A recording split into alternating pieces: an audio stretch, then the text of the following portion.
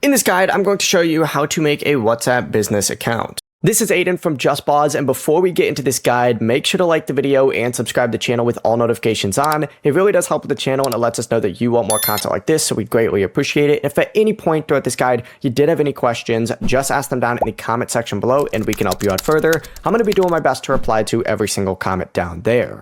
First things first, you do need to download the WhatsApp Business app from the App Store or the Google Play Store. I actually believe I still have this. Actually, I guess never mind. I thought I had it still installed.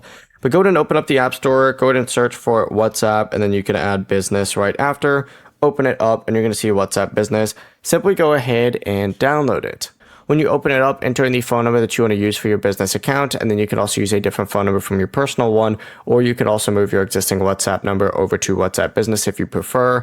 Just enter in the verification code, and just like that, you can now enter in your business name, choose the category that best matches your business, add a profile picture if you want, and then after your account is created, you can always go to settings and then open up business tools to add a bunch of different stuff like a description, an address, hours, website, catalog, greeting message, and so much more.